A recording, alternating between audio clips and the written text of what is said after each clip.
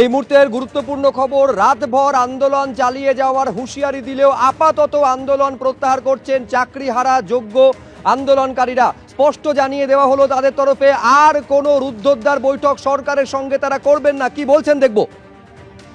আপনি লিস্ট পাবলিশের কথাটা বলুন, দাঁড়িয়ে উনি বলেছিলেন সেটা সুপ্রিম কোর্ট বলবে, সুপ্রিম কোর্ট বলবে না। আপনি বলুন, আপনি লিস্ট দিন, এটা আমাদের বারবার দাবি। তো আমরা লাস্ট বারের মতো এই ইনডোর মিটিং করলাম, আমরা সিদ্ধান্ত নিলাম যে আমরা আর কোন ইনডোর মিটিং নিয়ে থাকবো না। আমাদের যে ABCDE এবার আমরা ডাইরেক্ট জেড প্ল্যানে যাব। এবার মৃন্ময়দা আছেন, উনি বলবেন। না, একটা শেষ প্রশ্ন, 21শে জুলাই রয়েছে সামনে, সেই যুক্তি দেখিয়ে যদি এই সপ্তাহে আপনাদের কর্মসূচির অনুমতি না দেওয়া হয়? আমরা আর অনুমতির ধারধারি না, আমাদের কোনো অনুমতির ধারধারি না আমরা। কারণ ভালো করে শুনুন, দুর্নীতিটা যদি নিয়ম বা আইন করে ফেলে সরকার, আর সেই নিয়মে বা সেই আইনে যদি আমাদের নিরপরাধীদের শাস্তি হয় এবং সুপ্রিম কোর্টেও যদি নিরপরাধীদের শাস্তি দেওয়া হয় আর এটাও যদি আইন হয়, তাহলে সেই আইন অমান্য করার ক্ষমতা এবং অধিকার আমাদেরও আছে। আমরা কোনো আইনের আর ধার ধারছি না, আমরা আইন অমান্য করবো। মৃন্ময়দা আছেন, মৃন্ময়দা বলছেন। এবার অভিযানটা কি হবে? পরে আমরা ওটা পরে জানিয়ে দিতে হবে। টার্গেট কি এবার? এবার অভিযানটা কোথায়? এরপরে আমরা যে অভিযানটা বাড়ি যাব, এবার মুখ্যমন্ত্রী বাড়ি যাব। নবান্নে আসতে, নবান্ন আসলে প্রশাসনিক মহল, তো নবান্ন আসলে প্রশাসনিক মহল, এখানে আসতে প্রোটোকল আছে, অনেক কিছু ব্রেক ইয়ে করতে হয়।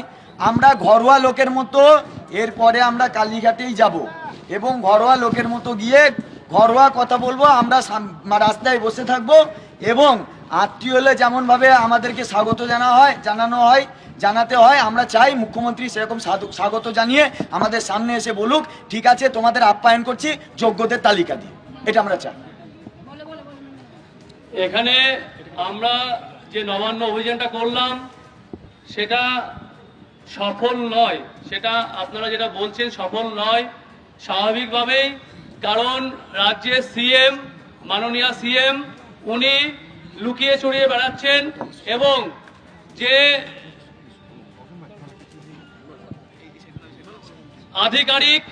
আধিকারিক ওনার কাছে টাইম নেই, উনি 10 মিনিট টাইম দিয়েছেন এবং উনি খুব ব্যস্ত। আমি একটা কোশ্চেন রেখেছিলাম, আপনি ব্যস্ত থাকবেন সেটাই স্বাভাবিক, আমরাও ব্যস্ততার মধ্যে থাকা উচিত।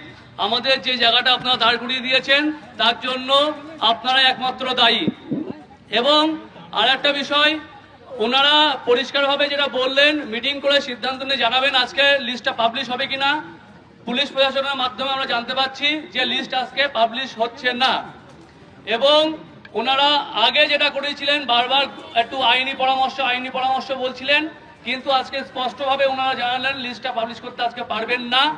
কিন্তু আমরা ওনাদের কাছে বারংবার জানিয়েছি, লয়ার শুধু স্টেট গভর্নমেন্টের নয়, আমাদেরও লয়ার আছে এবং আমাদেরও বড় বড় লয়ার আছে, ছিল। তারা যখন বলছে রিভিউ পিটিশনে লিস্ট দেওয়া যায়, আয়ে করে কোনো লিস্ট দেওয়া যায়, সেখানে তাদের লয়ার কি করে উল্টো কথা বলছে সেটা আমরা বুঝতে পারছি না। আর একটা বিষয়, এখানে ওনারা একটা জিনিস বলতে চাইছেন, লিস্ট দিলে রিভিউতে বেনিফিট হবে কি হবে না। আমরা স্পষ্টভাবে জানিয়েছি রিভিউতে কিছু বেনিফিট হোক বা না হোক, লিস্টটা আমাদের দরকার, কারণ লিস্টটা আমাদের সম্মানের জায়গা।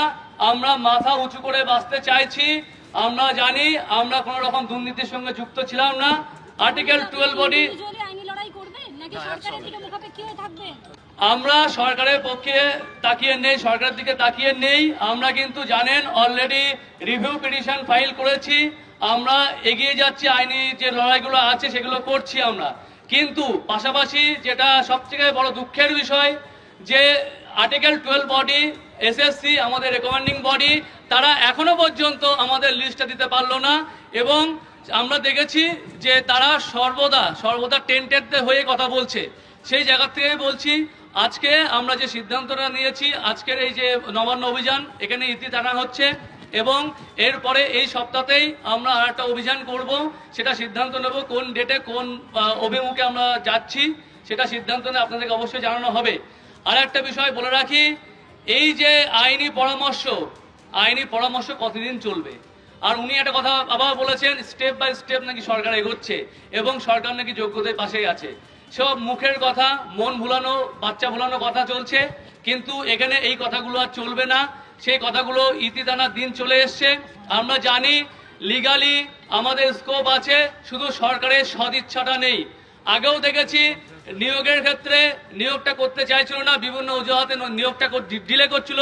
এখন দেখা গেল বিভিন্ন অজুহাতে লিস্ট না দিয়ে আমাদেরকে সেই যোগ্য অযোগ্য সেগ্রিগেট পুরোপুরি লিস্টটা না দিয়ে, সার্টিফাইড লিস্ট না দিয়ে সেই জায়গায় আমাদেরকে রাস্তায় নামিয়ে দিয়েছে এবং তাদের পরিকল্পনা আছে এইভাবেই আলটিমেট আমাদের উপর ঢাল করে যদি অযোগ্যদের বাঁচানো যায় বা অযোগ্যরা না বাঁচলে যা যোগ্যরা মরে যায়। এই যে অভিসন্ধিটা আছে সেই অভিসন্ধিটা বন্ধ হওয়া দরকার এবং ইমিডিয়েটলি লিস্টটা পাবলিশ হওয়া দরকার। সে জোরালো দাবি রাখছি এবং আশা রাখছি নেক্সট যেদিনকে মুভমেন্ট হবে সেদিনকে আমরা লিস্ট আদায় করে ছাড়তে পারবো। অর্থাৎ তারা যেমনটা বললেন যে আজকে রাতের মতো তারা যে ঘোষণা করেছিলেন যে তারা এখানেই থাকবেন, সেই ঘোষণা তারা প্রত্যাহার করলেন, এখান থেকে আন্দোলন প্রত্যাহার করলেন। কিন্তু বৃহত্তর আন্দোলনের হুঁশিয়ারি দিলেন এই জিটি রোড থেকেই। তারা জানিয়ে দিলেন যে পরবর্তী সময়ে তারা বৃহত্তর আন্দোলন করবেন, কোথায় যাবেন, কি করবেন সেটা পরবর্তীতে সময় তারা জানিয়ে দেবেন। এবং তারই সঙ্গে তারা বললেন যে আইনি লড়াই পৃথকভাবে তারা যেমনভাবে লড়ছেন সেরকমভাবে লড়বেন, সরকারের মুখাপেক্ষী হয়ে তারা আর নেই।